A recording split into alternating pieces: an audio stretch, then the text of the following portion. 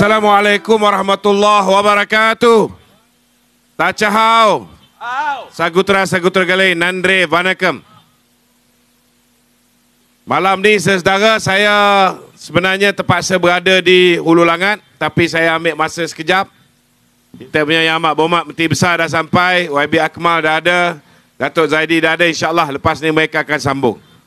Saudara, pilihan raya yang akan kita hadapi pada 12 hari bulan Ogos ini bukan nak tukar kerajaan pusat. Ini satu benda yang dimainkan oleh kawan-kawan di sebelah sana. Tak ada kena-mengena langsung dengan nak menukar kerajaan pusat. Kita nak tentukan siapa yang akan terus kekal memerintah di negeri Selangor, siapa yang akan memerintah di negeri Sembilan, di negeri Kedah, di Pulau Pinang, di Kelantan dan Terengganu. 6 buah negeri ini saja.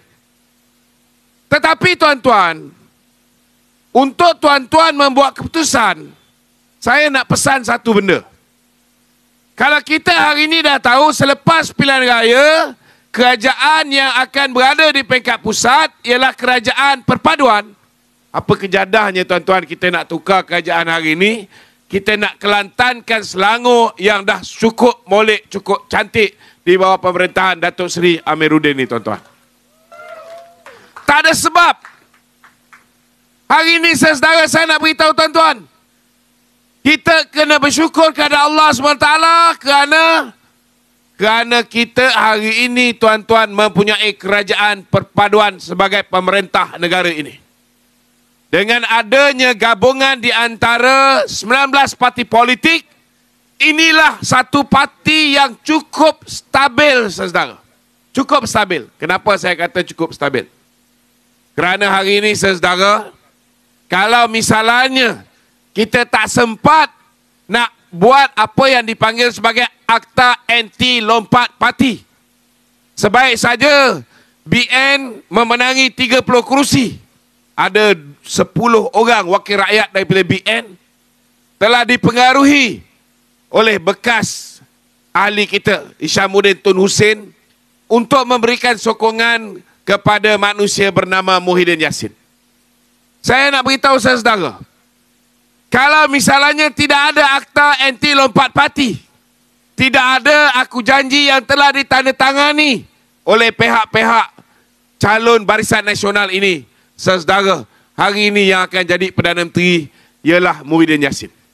Tapi nasib baik tuan-tuan, kita beritahu dengan 10 orang ni, kamu sedar tak bahawa kamu dah tanda tangan aku janji, dan sekiranya kamu memberikan aku janji kepada orang lain, kerusi kamu tu secara automatik kosong dan kamu kena berhadapan dengan pilihan raya semula. Kelang kabut saudara, semua orang ni, dan mereka akhirnya tuan-tuan menarik balik SD yang diberikan oleh Tan Sri Muhyiddin Yassin. Persoalannya, kalaulah dia berjaya bentuk dan belum ada Akta Anti Lompat Parti yang membolehkan individu-individu ahli-ahli parlimen kita dicuri dengan menggunakan scheme of things Muhyiddin Yassin, tuan-tuan, hari ini kerajaan yang berjaya dibentuk oleh Muhyiddin ialah sebanyak 115 orang saja. Dan kerajaan ini, saudara, hampir majoriti dia adalah kaum Melayu Bumi Putra saja dan tidak langsung mengambil kira masyarakat Malaysia yang berbilang kaum dan majmuk ini, tuan-tuan. Saya nak beritahu saudara, apa akan jadi pada negara ni. Tuan-tuan, bila Muhyiddin bentuk kerajaan melalui pintu belakang langkah Sheraton, kerajaan dia dapat mandat 114 orang. Stabil tak stabil kerajaan ni? Tak stabil. Akhirnya dia terpaksa berundur diri. Betul tak? Bila dia digantikan oleh Ismail Sabri. Kenapa Ismail Sabri dipilih oleh Muhyiddin untuk menggantikan dia? Pertama, dia kena tanda tangan 17 perjanjian. 17 perkara. Dan kedua, kerana Ismail Sabri diyakini dapat menjaga kepentingan mereka. Mereka cukup takut semua sekali kes-kes jana wibawa dan sebagainya dibuka. Dibuka oleh orang lain. Seperti Dato' Sri Anwar Ibrahim buka hari ini tentang kes jana wibawa, buka tentang apa yang berlaku, mereka mendapat dana daripada proses menaikkan cabutan special draw daripada 8 kali ke 22 kali. Mereka dapat duit judi untuk pilihan raya. Tuan-tuan, yang ini mereka takut, tuan-tuan. Itu sebabnya Muhyiddin dengan rela hati memberikan kursi kepada Ismail Sabri. Tuan-tuan, kalaulah keadaan di zaman Muhyiddin dan Ismail Sabri, 114 itu, tuan-tuan, tidak stabil. Bagaimana, tuan-tuan, saudara, keadaan nak stabil lepas pilihan raya, kita hanya ada sebuah kerajaan yang ada majoriti 115 kerusi. Takkan stabil. Bila tak stabil, saudara, apa akan jadi? Pelabur tidak akan berani letak duit di dalam negara ini. Betul tak betul? Kerana mereka tahu, tuan-tuan, letak duit di Malaysia ini sama macam letak duit di dalam sebuah syarikat yang bakal bankrupt. Letak duit di dalam sebuah syarikat yang CEO-nya boleh ditukar bila-bila masa. Keadaan ekonomi syarikat tidak stabil. Pemimpin-pemimpin, top management syarikat bila-bila boleh berubah. Itu sebabnya, saudara, saya beritahu tuan-tuan, kita harus bersyukur kepada Allah SWT kerana mereka tak diberikan kuasa. Kerana kalau mereka diberikan kuasa, saudara, saya yakin foreign direct investment yang hari ini berjaya dibawa masuk oleh Datuk Seri Anwar Ibrahim tidak akan masuk ke dalam negara ini. Betul tak betul? Kalau foreign direct investment, pelaburan langsung asing tak masuk dalam negara ini, macam mana kita nak pulihkan kedudukan ringgit Malaysia? Macam mana kita nak pulihkan bursa saham Kuala Lumpur? Macam mana kita nak pulihkan, saudara, peluang-peluang perniagaan bagi sektor ekonomi SME ataupun small and medium industries? Saudara, macam mana kita nak kembalikan kegemilangan Malaysia sebagai sebuah negara yang dipanggil sebagai The Tiger of Asia? Hari ini kita jadi pussycat silap-silap, tuan-tuan. Saudara, hari ini mereka mainkan lagi. Mereka kata kalau kalah 6 buah negeri ini, saudara, maka kita akan ada sebuah kerajaan baru bulan 8. Paling lambat bulan 11. Malah ada yang kata kita sanggup bubarkan PAS kalau misalnya Anwar masih menjadi Perdana Menteri pada bulan 8. Saya nak tengok, tuan-tuan. Percaya cakap saya, bulan 8 ke, bulan 9 ke, bulan 11 ke, Datuk Seri Anwar tetap jadi Perdana Menteri dan mereka takkan bubarkan parti mereka. Sebab apa saya kata Datuk Seri Anwar akan jadi Perdana Menteri terus sehingga pilihan raya umum yang ke-16? Sebab kita dah tutup rapi, tuan-tuan. Saudara, yang cakap nak ambil alih kerajaan ini, berapa kursi dia ada? Dia hanya ada 74 kursi. Datuk Seri Anwar hari ini jadi Perdana Menteri, berapa orang yang angkat dia? 148. Dah terbukti ke belum? Sudah. Bila mana Haji Hadi duk kata tak cukup kita dah cukup jumlah. Datuk Seri Anwar selepas angkat sumpah, dia pun cakap, mari kita adakan undi percaya. Kalau betul PAS bersatu ada cukup jumlah, kita nak tengok boleh tak mereka nafikan hak Datuk Seri Anwar sebagai Perdana Menteri. Maka dibuat undi percaya, tuan-tuan. Bila dibuat undi percaya, kita bagi peluang untuk Perikatan Nasional membuktikan mereka cukup jumlah itu. Betul tak betul? Ada dia menang?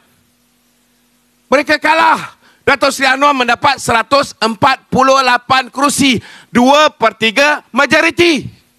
Maknanya yang menentang Datuk Seri Anwar ni, tuan-tuan, hanya 1/3. Hanya 74 orang. Di mana datang logiknya mereka kata mereka boleh tukar kerajaan? Pertama, saudara, mereka ada 74.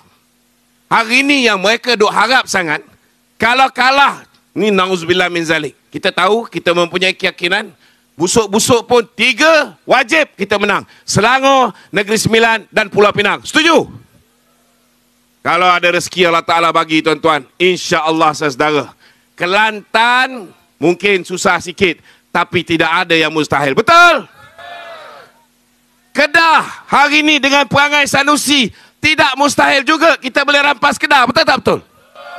Begitu juga dengan negeri Terengganu. Bila kita londehkan, kita dedahkan bagaimana tanah-tanah di negeri Terengganu dijual oleh Menteri Besar PAS daripada zaman Haji Hadi sehinggalah zaman Samsuri diberikan kepada kroni-kroni PAS termasuk anak bini dia, tuan-tuan. Saya yakin, tuan-tuan, tak ada apa yang mustahil. Kita boleh dapat kesemua sekali 66, insya-Allah, saudara. Tetapi, saudara, katalah worst case scenario, mereka berjayalah membuat kita tewas. Tak tewas, 4 tak dapat separuh, kita tewas, katalah 4-2. Mereka yakin mereka boleh tolak kepimpinan UMNO. Saya nak beritahu saudara, hari ini UMNO already decided. Apa jadi pun kita tak nak budaya rasuah yang diamalkan oleh Perikatan Nasional dalam pilihan raya yang lepas menjadi budaya yang ditularkan ketika pemilihan UMNO untuk memilih jawatan presiden dan timbalan. Maka 95% lebih perwakilan Perhimpunan Agung UMNO memutuskan bahawa kita nak kekalkan presiden dan timbalan. Kita tak nak bila berlaku jawatan presiden dan timbalan dipertandingkan. Maka apa yang Perikatan Nasional ada, tuan-tuan, dengan duit yang dia sakau, dengan jana wibawa, dengan duit judi ni, tuan-tuan, dia akan pam kepada calon-calon pengkhianat dalam UMNO.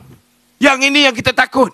Itu sebab lebih 140 ketua bahagian mencadangkan supaya jawatan presiden dan timbalan tidak dipertandingkan. Ini maknanya, tuan-tuan, dah ditutup rapi. Presiden, timbalan, mereka tak boleh kacau. Mereka cuba lagi. Mereka cuba tawan jawatan naib presiden. 2, kita menang. 1 dah terlepas kat dia. Tak apalah. Saudara, mereka cuba tawan MKT. Alhamdulillah. 1-2 je yang dapat kat belah dia.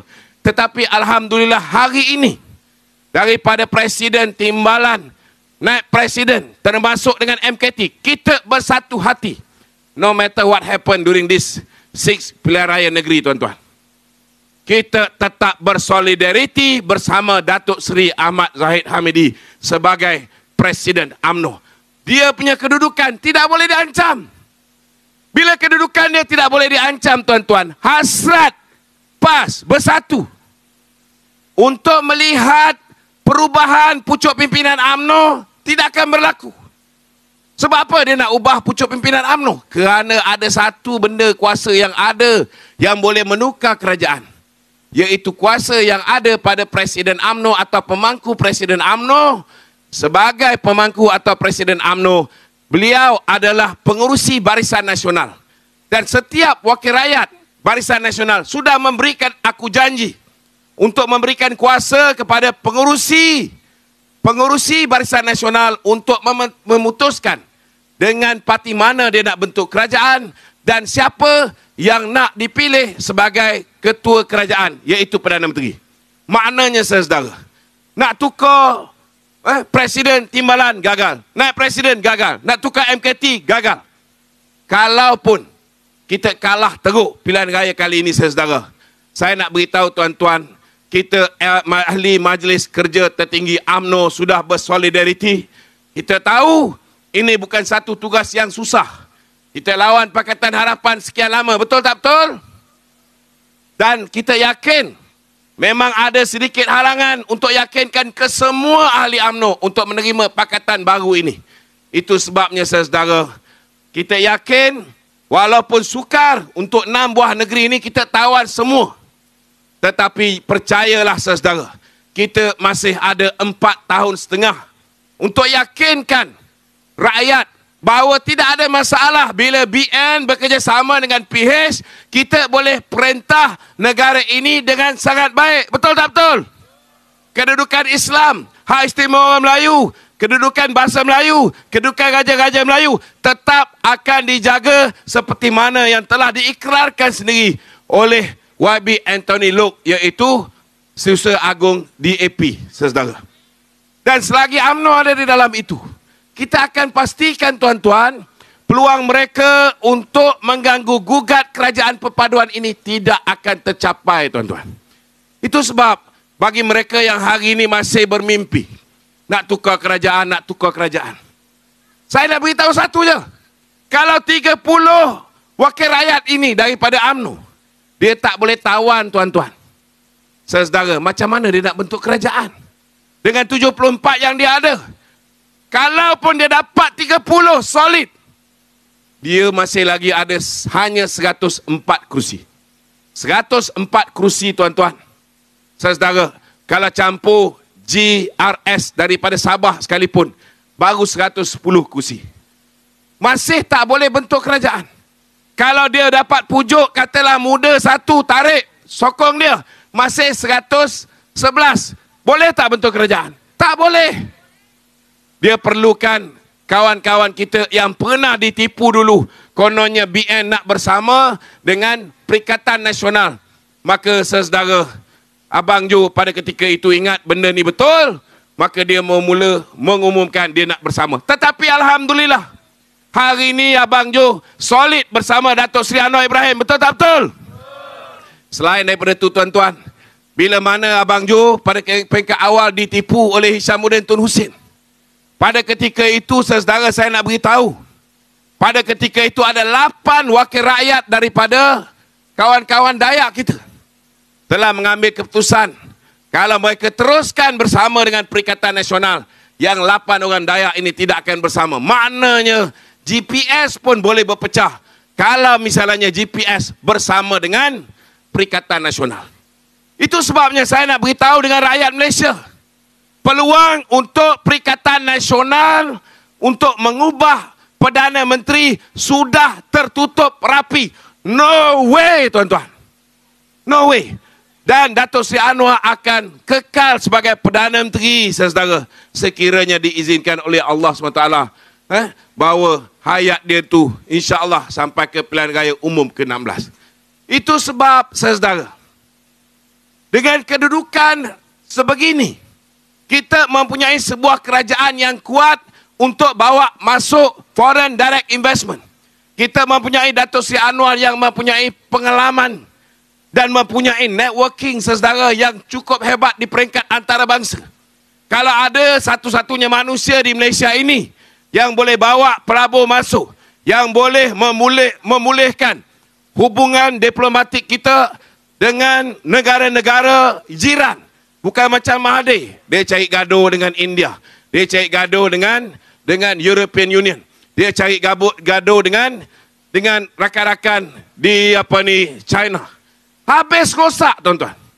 Jadi saudara, hari ini bagi memastikan tuan-tuan kerajaan ini terus dilihat stabil, rakyat negeri Selangor kena pastikan pada tanggal 12 hari bulan Ogos ini kita bulatkan tekad, kita kuatkan semangat. Jangan ada was-was. Tak kiralah kita Melayu ke, India ke, China ke, Kadazan ke, Dusun ke, Sabah ke, Sarawak ke, orang apa sekalipun, kita rakyat Malaysia. Betul?